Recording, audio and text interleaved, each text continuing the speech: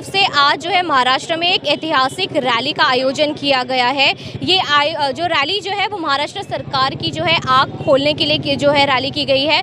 जब सुबह में मीडिया से बात करते हुए इम्तियाज़ जलील ने जो है इस रैली के बारे में बताते हुए कहा था कि संभाजी नगर से इसकी शुरुआत हुई थी और मुंबई में जो है इस रैली का अंत होगा और महाराष्ट्र के मुख्यमंत्री एकनाथ शिंदे को संविधान देते हुए महाराष्ट्र सरकार की आँख खोलते हुए और महाराष्ट्र में जिस तरीके से मुस्लिम कम्युनिटी को जो टारगेट किया जा रहा है उसके ऊपर जो है ये रैली का आयोजन किया गया है। कुछ ही वक्त में इम्तियाज़ जलील का जो है स्वागत थाने ज़िले के मुमरा में होने वाला है और यहाँ पर आप देख सकते हो कि मुस्लिम कम्युनिटी के लोग जो है वो मौजूद है।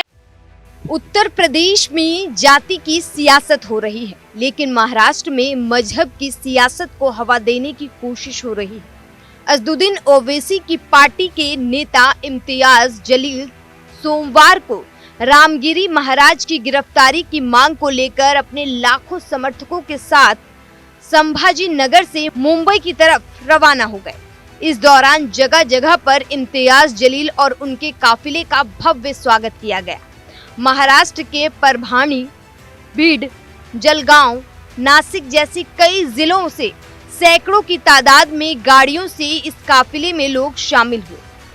इस काफिले में कम से कम 50,000 से ज्यादा गाड़ियां और लाखों की तादाद में लोग मौजूद थे।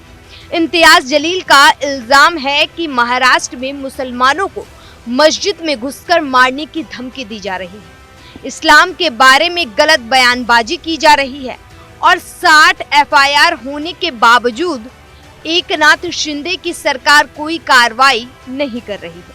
संभाजी नगर से मुंबई की तरफ निकली रैली ठाणे की आनंद नगर टोल नाके तक पहुंची तो इम्तियाज़ जलील के समर्थकों की भीड़ लग गई। इसलिए सुरक्षा को देखते हुए पुलिस ने इस काफिलों को आनंद नगर में ही रोक दिया, जहां पर इम्तियाज़ जलील ने काफिले में शामिल लोगों को संबोधित किया और अपना भाषण दिया और रामगिरी महाराज और नीतीश राणे को जमकर खरी खोटी सुनाई और महाराष्ट्र सरकार से तुरंत कार्रवाई करने की मांग की, वरना आने वाले वक्त में इससे बड़ा आंदोलन करने की चेतावनी तक दे दी। इम्तियाज़ जलील ने कहा कि वो रामगिरी को संत मानते ही नहीं है, वो तो एक गुंडा है, मवाली है। जलील ने कहा कि उनकी लड़ाई संविधान और कानून की हिफाजत की है। वो अपनी नबी के लिए कुर्सी तो क्या अपनी जान भी कुर्बान करने को तैयार है। इम्तियाज़ जलील के निशाने पर बीजेपी नेता नीतीश राणे भी हैं। नीतीश रामगिरी महाराज वाले विवाद में कूदे थे और उन्होंने सार्वजनिक मंच से मुसलमानों को धमकी दी थी। इम्तियाज़ ने नीतीश राणे को खुलेआम चुनौती दी और कहा कि अगर उनमें दम है तो वो आमने सामने आए।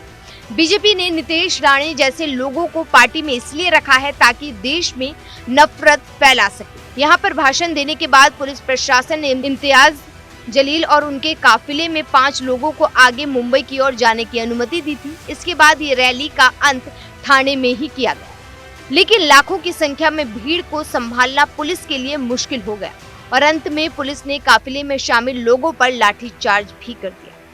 विधानसभा चुनाव से पहले महाराष्ट्र में लाखों की तादाद में मुस्लिम समुदाय का रास्ते पर उतरना ये महाराष्ट्र सरकार के लिए एक चुनौती ही थी, लेकिन ये मौका MIM पार्टी के लिए एक सुनहरा अवसर बनकर निकला, क्योंकि तिरंगा यात्रा महाराष्ट्र में काफी सफल और चर्चा का विषय बनता हुआ नजर आ रहा है।